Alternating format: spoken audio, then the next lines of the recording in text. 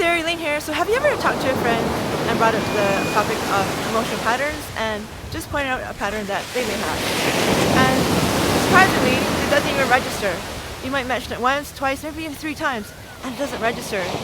It's like they didn't even hear you the first time, the second time, the third time. Now, why is that? Well, I'm going to talk about childhood trauma and blocks. What happens is that for toddlers from age from 0 to 2, their brain is in delta brainwave. And from 2 to age 6 or 7, before the logic has developed, their brain is in theta brainwave, which is in a state where they are in a very hypnotic state, and they're recording all the experiences, sounds, and words that people express according to their young references and how they interpret life. So when they grow up, these references are highly embedded in their subconscious, but sometimes people aren't aware of this. And so when we have unresolved blocks, what happens is that sometimes if someone brings something up related to it, the person may not register what the person's saying because there's a block there and they're not even aware that they have this untruth in their subconscious that is affecting their reality right now.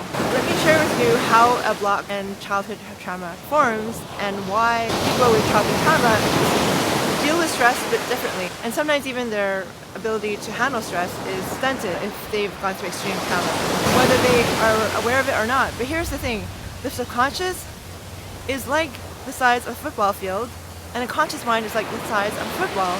So of course the subconscious mind runs the show and makes the final decision on what action the person's going to take.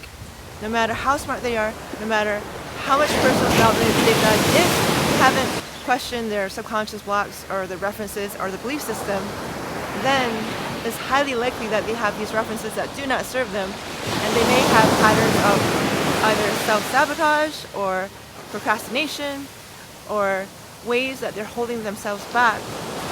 So things like that come from a wound from childhood.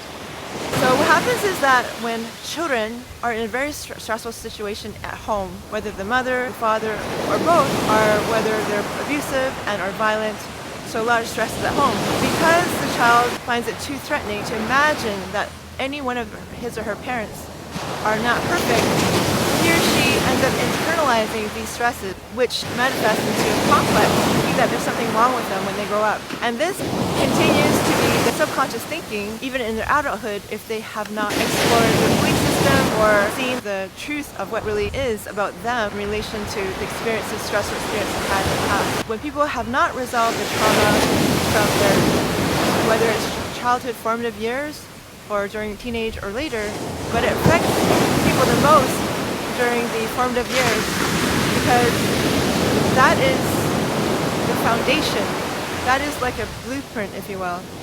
So when people haven't resolved their trauma from formative years especially, then a common thing that people do is that they blame others for their pain that they're feeling, or they will be snappy or sabotage what they have. And so those are some common patterns.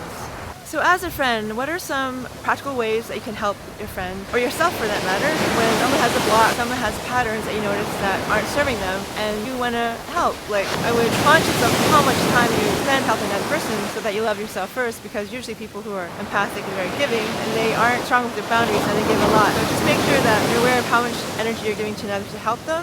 But here's a really practical thing that you could act upon. So authenticity is the highest vibration. Many people think that love is the highest vibration, and it's not. So according to the scalar system that they did at MIT, they copied some researchers in Germany who measured that actually the highest vibration is authenticity. And in order for that to happen, 2 things have to happen. The person needs to believe the words that he or she said, and they have to speak the truth. And that is 4 times greater than the vibration of love. And so with the truth and authenticity, when you share a story that can help someone with their block, maybe it's a similar story where someone triumphed over the similar block that they have. And so if you share a story with your friend or whoever you decide to help, that can open up their heart, that can open them up to listening even. That could be like planting a seed for them. Now, you never want to give people information that they don't want, because it could backfire for them and you. So if someone's not ready for information or help, or they don't want your help, do listen to them, because sometimes people out of their good nature want to help. When someone's not ready for it or they don't want it, and that could hinder the progress in their emotional development, and it could even wreck your relationship with them.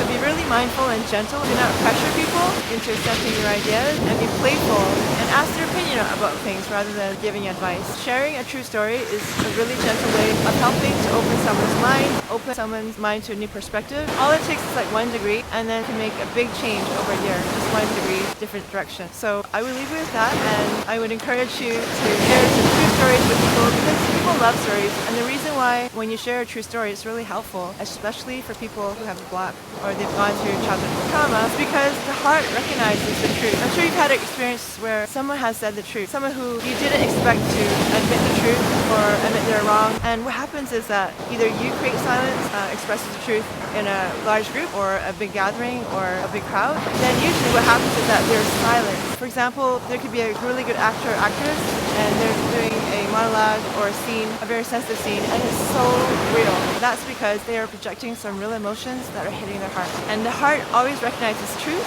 That can put a really nice seed so that they're open to learning more when they're ready. It helps us also reminding us of these beautiful stories, and it re-inspires us again. So I encourage you to share beautiful stories that are true, that touch the heart. Because even when people's hearts are closed and they say that they don't want to hear it, or they might say it's silly, when we share stories that are true, that are very humane and very loving and very inspiring, the majority of people will welcome that, whether they realize it or not. When you start to connect with your heart a lot, and you start to listen to your heart more, and build a strong relationship with your heart, you will start to recognize the truth very easily.